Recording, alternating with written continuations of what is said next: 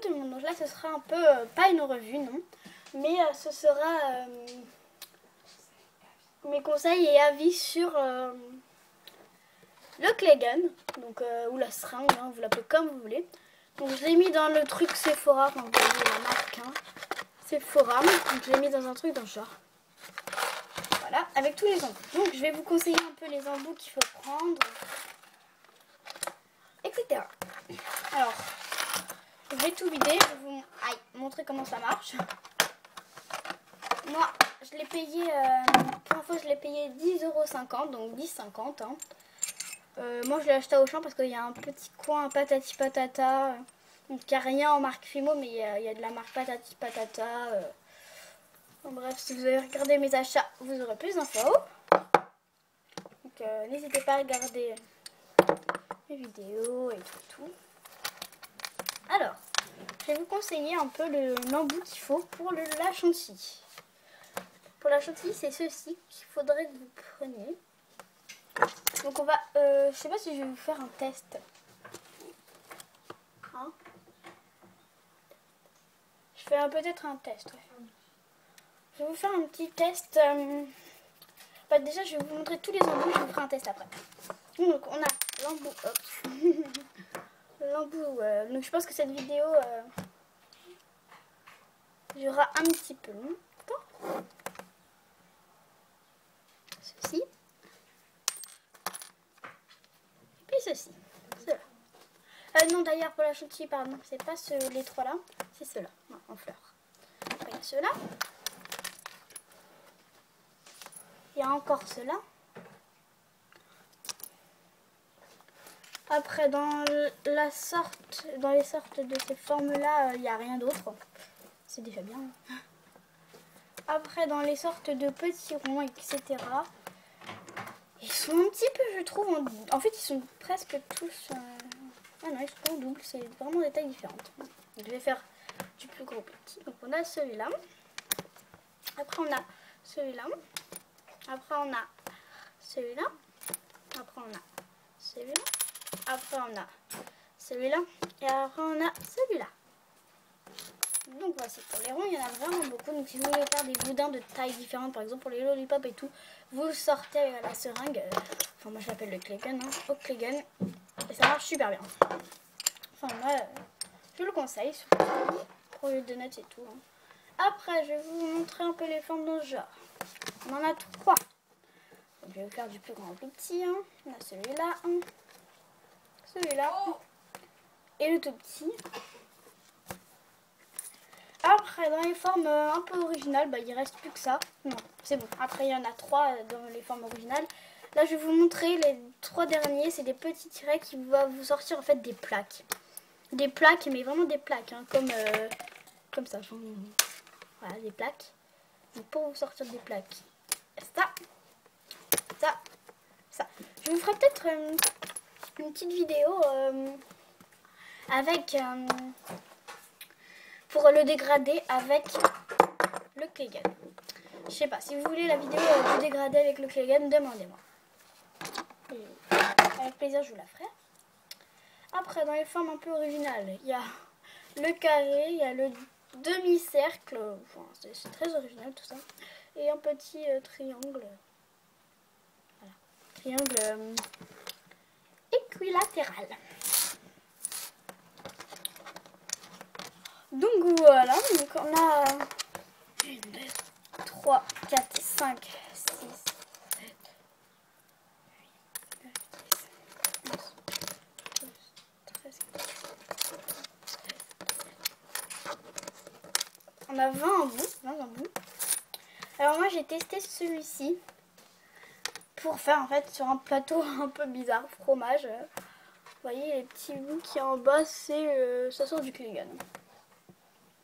Les boudins sur le côté là, ça sort du clay gun. Et le boudin de la queue de la souris, enfin après je l'ai recourbé, hein, ça sort aussi du clay gun. Après, les boudins que j'ai pris pour former ceci, ça sort du clay gun aussi. Donc vous voyez, ça fait vraiment un effet partout. Voilà, vous pouvez faire ce que vous souhaitez. Ça vous sortira des boudins. Alors je vais vous faire un test de clay gun avec cette pâte là, donc c'est un peu une pâte berk. Hein. Voilà. Donc je vais former un petit peu un boudin, donc un boudin dangereux quoi.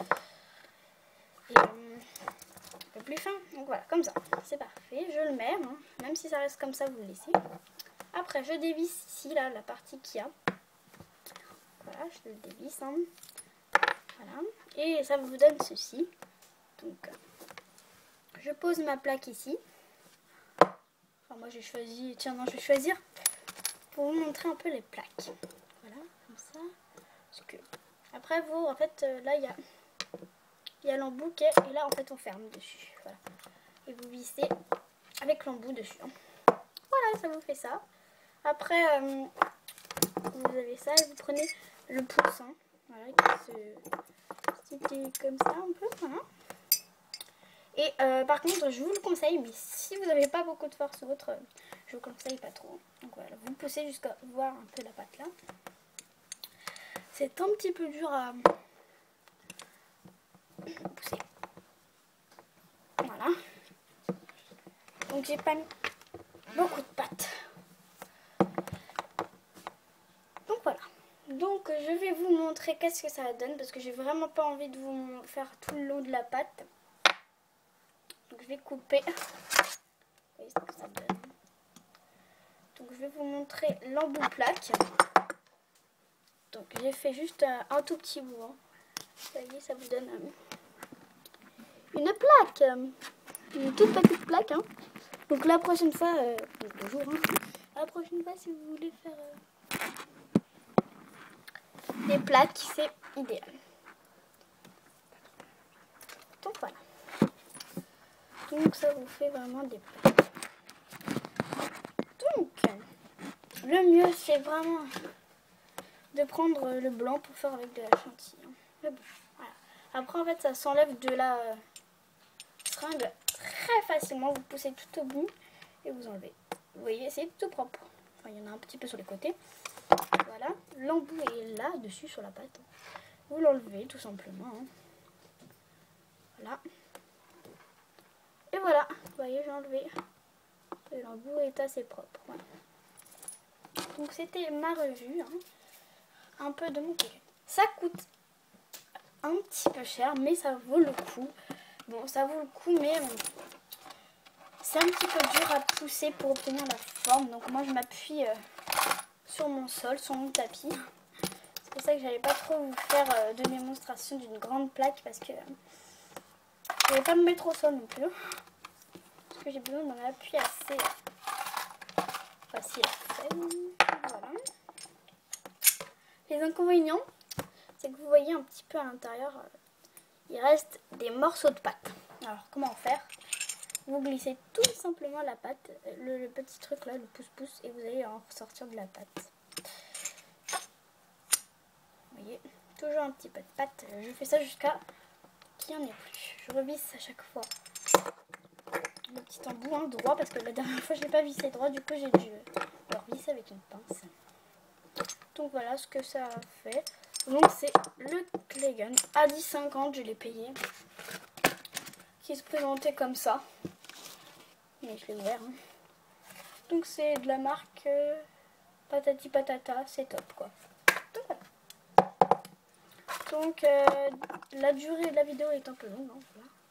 Et vous voyez là, qu'est-ce que ça donne avec cet embout.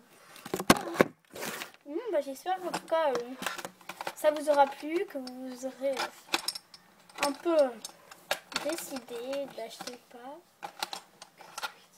Donc voilà, donc que ce soit utile, j'espère que ça vous aura été utile.